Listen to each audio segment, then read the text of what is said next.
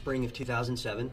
I was reading the LA Times, and there was an essay written by a former Salt Lake City librarian called Chip Ward. And Chip was he was retiring. And the reason was because he'd sort of had it. He reached his limit. He felt that libraries had become de facto homeless shelters, and librarians had become social workers. And so, and he called it an epidemic. And again, it's just 2007. So the problem's only gotten worse. Librarians are now tasked with administering Narcan, which is an anti-opioid remedy. So the problem has just gotten worse. And so here we are, many years later, making the film. It took a long time to get to put together.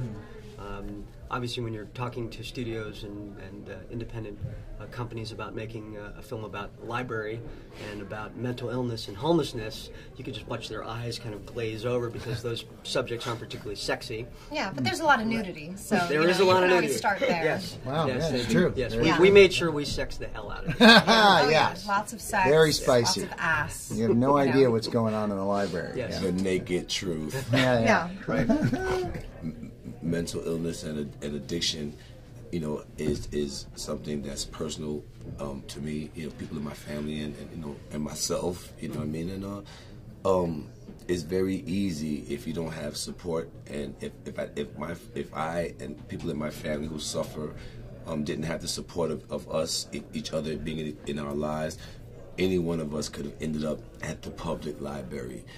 When you're talking about something so important in the sense that it mirrors this macrocosm, microcosm of what we're all experiencing on the front page of our own heart and as a society, it's really important to find those people that can tell the very human stories in a very honest and authentic way. And so when I read the script, I was like, wow, this is beautiful, this is simple, this is truthful, this is important, and it's also funny.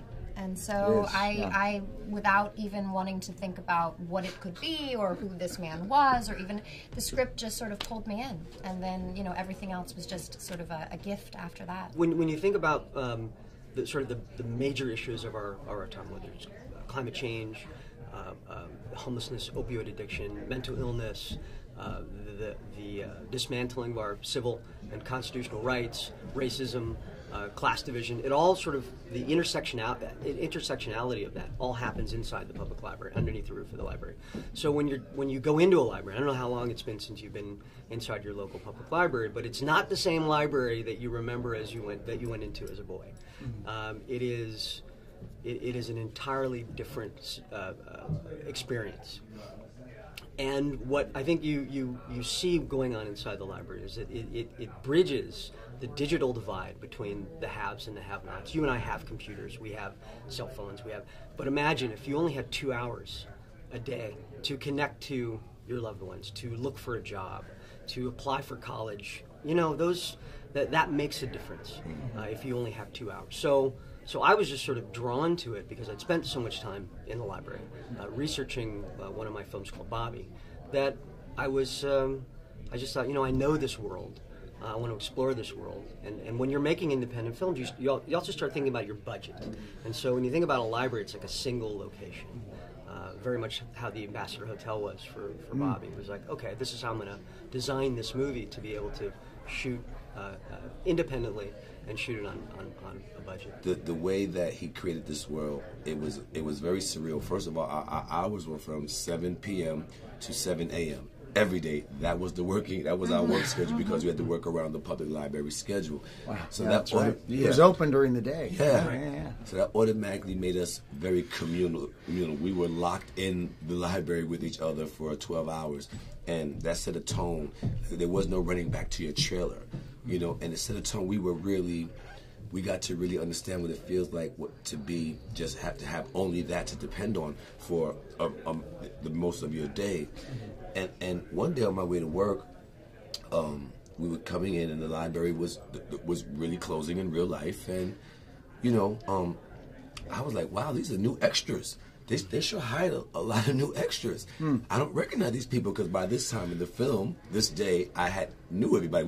I knew people on my first name basis. You know, the extras. You know, because we were all one, and I didn't recognize these people, and it was somewhere I was standing around, you know, Barry White, and I was like, wait a minute. That's the polar bear. The polar bear, Barry White, yeah. you know, standing by Barry White, and it hit me.